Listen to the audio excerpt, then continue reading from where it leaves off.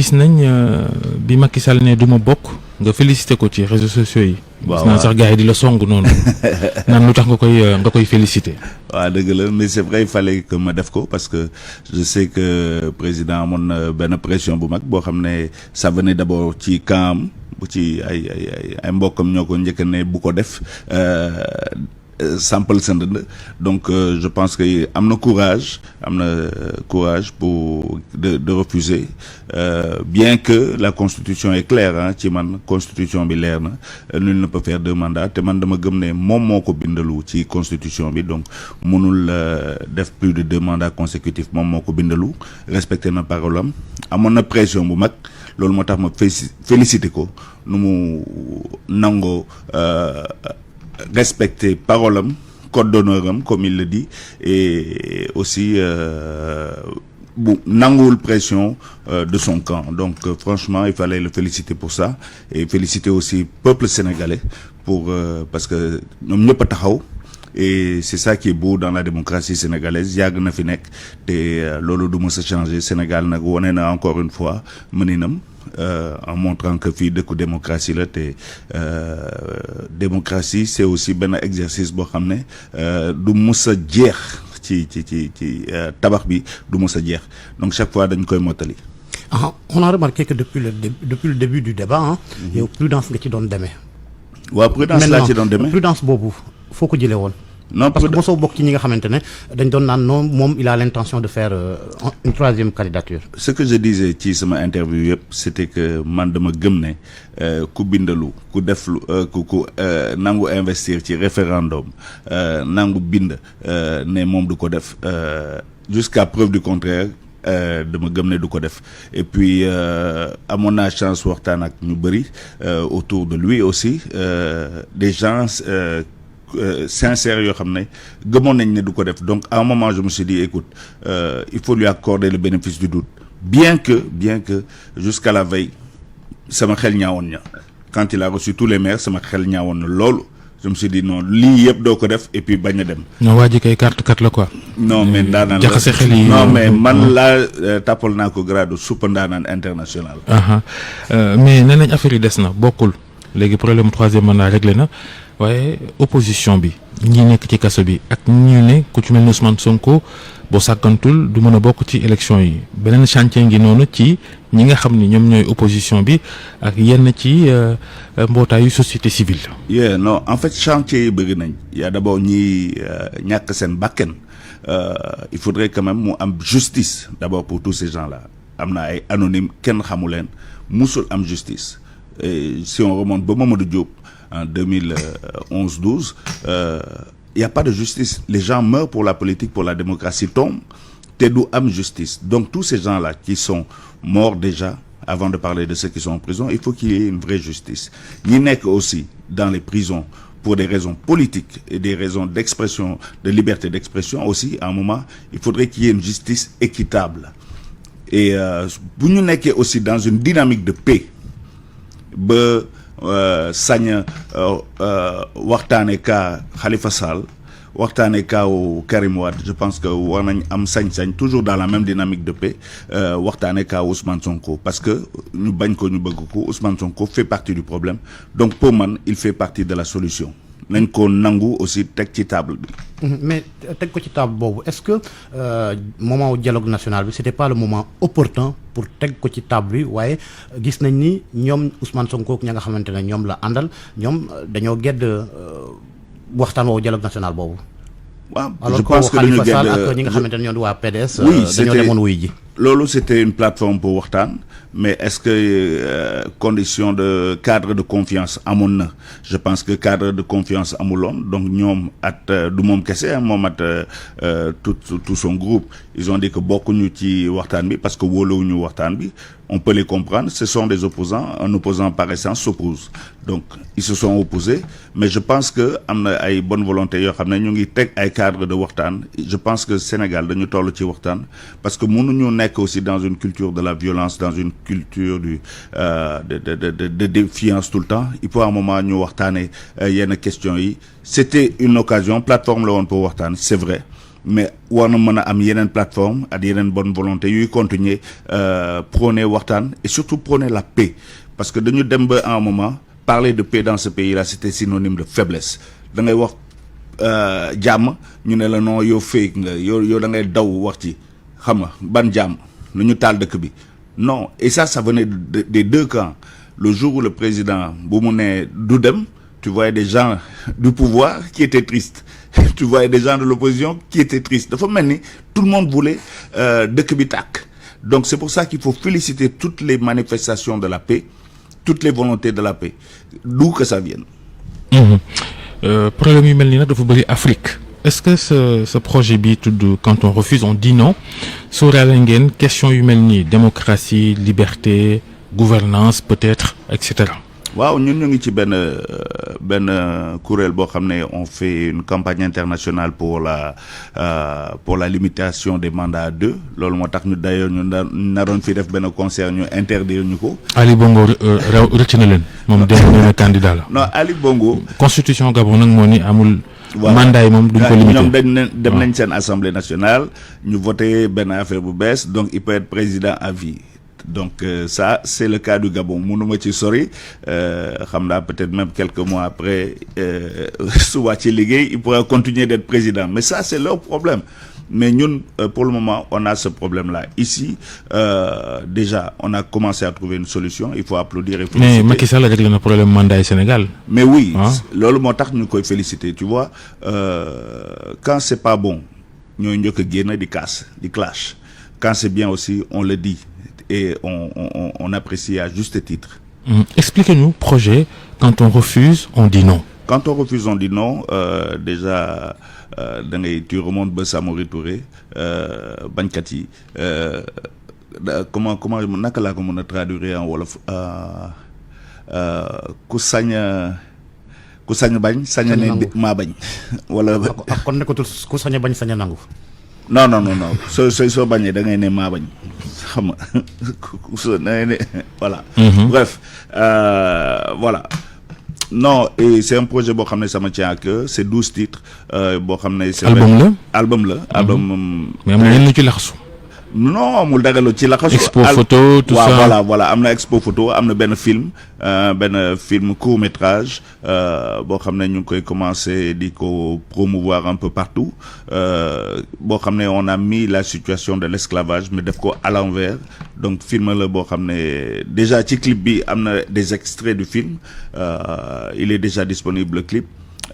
am na des titres comme géométrie variable là on parle de la situation du monde nu ñu mënee la vision qu'on a de la guerre en Ukraine avec la perspective russe ou pas donc il y a beaucoup de titres panafricains aussi il y a Baba Mal qui est dans l'album il y a aussi beaucoup de grands talents sénégalais tels que Korkadien. mais film bi da ngeen ko juutal tubaab yi ñoo nekk esclaves yi nekk jaam yi. waaw nit ñi ñu leen dóor. waaw parce que loolu. ban message moo war a génn foofu ci ni ngeen ko bëggee. dañu bëgg wax ne toutes les souffrances là ne sont pas destinées à l'Afrique et que comment je peux te l'expliquer esclavage c'est pas seulement nit ku ñuul yi et tous les peuples ont vécu cet esclavage et à un moment si on veut comprendre la souffrance boo xam ne mu ngi ci nit ku ñuul da ngay jéem a analyser nooteel bi toutes ces années tous ces siècles de nooteel soo ko comprendre di nga changer sa attitude c'est pour que nit ñi changer attitude ñu juutal esclavage ndax nit ñi mën a xam nooteel bi souffrance bu nekk ci africain lu tax aujourd'hui l'Africain se lève di réclamer une justice. sànq tudd nga ñoom Samori Touré les résistants ñoom Thomas Sankara. Cheikh Anta Diop ku ne ci ñoom daa am ni nga doon bañee. nga ne quand on refuse on dit non. waaw da ngay dem ba un moment il faut nga. sunu noow tey gii nii nan la war a manifester woo. non mooy soo bëggee par exemple ci question monétaire bi da ngay à un moment ne puisque mënatoo jël sa xaalis dénk ko ku la yàgg sàcc ne dencal ma sama xaalis mooy kaaw CFA dañooy gis suñu sàcc yàgg sàcc suñu xaalis ñu dénk ko suñu calpe loolu mooy CFA donc loolu soo ko bëggatul da ngay sañ taxaw. li ngay wax ne soriwul France dégage voilà bokkul. philosophie yi bokkul. am na fu ñuy daje lu bëri mais du France dégage parce que pour le moment j'étais pas mis un drapeau wana moo la drapeau mais c'est une situation générale. L'allusion est claire. waaw l'allusion est claire mais sur le CFA c'est clair mënoo am aussi dëkk boo xam amul sécurité te nga bëgg jël sa sécurité dëkk confier ko benn puissance coloniale ku la yàgg noot ku la yàgg duma nga ñëw jël sa sécurité sa armée confier ko gars yi donc même ñiy bëgg a confier seen armée aussi seen sécurité Russie c'est exactement pareil donc du ma def benn fixation ci benn pays tu vois c'est une situation générale tu vois munoo am toutes ces terres nga ne du ma dem ba am autosuffisance alimentaire et chaque fois ngay xaar ci Ukraine pour am blé alors que tu as des terres ici tant que tu n'investis pas ci agriculture tu vas pas t'en sortir donc il faut à un moment dire non à la domination toute forme de domination et penser recentrer sur soi-même. message yi ngay dawal ni beesul non du lu bees toute sa carrière mais bu ñu la gisee ngay dem ci réewu Afrique di ko fa wax ay Mauritanie c'est compliqué comment ça se passe là-bas bu ngeen demee ak seen kàddu yu dëgër yi di ko yóbbu ci ay dëkk yu mel ni Mauritanie nga xam ni nee nañ démocratie ak liberté demee wu fa noonu. waaw mais foofu nag la amee sens tu vois soo ko yóbbee Bukavu dans le sud Kivu am na sens soo ko yóbbee Rwanda am na sens soo ko yóbbee Mauritanie am na sens foo ko yóbbu Afrique am na sens mais paradoxalement da ngay dem ci dëkku tubaab yi ñoom ñoo ko gën a ragal. Pour exemple en ce moment il y a beaucoup d'endroits ci yenn dëkk tubaab yi dafa am benn note boo xam ne dañ ko génne pour ma bañ a jouer dans seen cadre oui. En France. Exactement. Wow. Incroyable alors ça. Et la note tourne pour que bàyyi ma wax ko ci tubaab ndax ñoom tam suñuy déglu émission bi ñu mën ko comprendre il y a une note qui est dans les instituts français qui dit que Awadi aurait pu jouer parce que. Les instituts français en Afrique. waaw. Dakar ci la bokk damay attiser le sentiment anti-français ma ne ko faat ngeen gisee drapeau ci lu may wax donc faut pas déconner quoi. mais paradoxe bi est-ce que mënuñoo jàpp ne également yemul côté ci France ndax Babacar tudd na réew yooyu ngay dem mais ici au Sénégal également wax nga ko sànq ngeen bëggoon fee def ab concert ñu tere ko. concert contre troisième mandat. waaw jamono yooyu gars yi bañ ko. waaw jamono yooyu gars yi bañ ko mais sinon maa ngi def ay concert fii non bon écoute sooy def métier bu may def da ngay nangu aussi que du ñëppay nangu li ngay wax quoi tu vois sooy bind sax sa texte tu sais que bii moom dina metti mais loolu la. non mais ñi jiite réew mi Sénégal fi mu toll nii ay ngan di seer lañ quoi. ay waxuma loolu tere ay concert yooyu Sénégal xamuñ ko même le communiqué contre France 24 là vraiment il y a trop de choses inutiles là franchement. Non mais en même temps man je peux pas mënuma ko généraliser parce que voilà il y a beaucoup d'autorités aussi avec qui on parle et qui sont très ouvertes am na ñoo xam ne aussi dañuy def un peu trop de zèle dañ ciy xobe quoi mais bon mënuma ne au Sénégal amul liberté d'expression non parce que maa ngi dawal maa ngi wax maa ngi xam maa ngi exprimer wu maa ngi def ay concert mais c'est vrai que période boobu bu ñu waxee concert contre les troisième mandats gars yi xawoon nañ tiit et ça c'était vraiment pas la peine de titre parce que on était beaucoup d'artistes d'ailleurs dinañ dem septembre au niveau de Paris dinañ ko fa def aussi parce que dégg naa Macron dafa bëgg a def troisième mandat. Oui, le débat est agité là-bas. Un ancien président de l'Assemblée nationale française moo ni France nañ dindi affaire de limitation mandat album bi dañ bëgg a xam yow kese la wala esprit PBS la est-ce que Doggati mi ngi ci biir. Doggati forcément mu ngi ci biir Diane Adams mu ngi ci Korka Dieng mu ngi ci Baba Mala ngi ci oui y a des invités dans l'album quand même. concert troisième mandat comme dañ ko teroon ndax di ngeen ko fi tëggaat. Ah oui forcément mais déjà ñun je peux le dire maintenant affaire bi passé na concert boobu def nañ ko. def nañ ko ba diffuser ko ci internet. On l'a fait à huis clos. Virtuel. Oui on l'a fait en virtuel. et parce que mënuñu woon on pouvait pas avoir artistes yooyu yëpp Sénégal bañ ko def donc on a fait et aujourd'hui il y a prescription donc on peut le dire. ak déclaration Macky bi tournée Afrique mais biir Sénégal est-ce que dina am tournée di nga dem ci région yi gën a sori baaxee leen lii nga liggéey. Oui, franchement, aujourd'hui, c'est ça le but. D'abord, faire cette tournée de promotion parce que avec la situation du pays, il y a de voyages, donc j'ai pas pu faire tournée promotion. Et puis, après aussi, des fois, des concerts un peu partout dans le Sénégal. Lolo, et je tiens à le faire parce que lolo, d'un métier critiqué le bruit. Mais en même temps, c'est pas ma faute parce que chaque fois, dans les albums, c'est normal, hein. Donc, Sankara rek di xarmat tamit doo am temps tourner mais ça aussi hein. Mais damay def ni yow rek. Ayca Georges. La philosophie de la résistance. xam nañ ne Babacar wax na ko sànq sax yàgg nga ci. À travers seeni message ak lu ni mel. mais dafa mel ni tey nit ñi dañoo jékki-jékki rek fàtte ni am na ñu doon def lu ni mel. ñu doon xeex est-ce que këfuñ mbir mi ci seen loxo.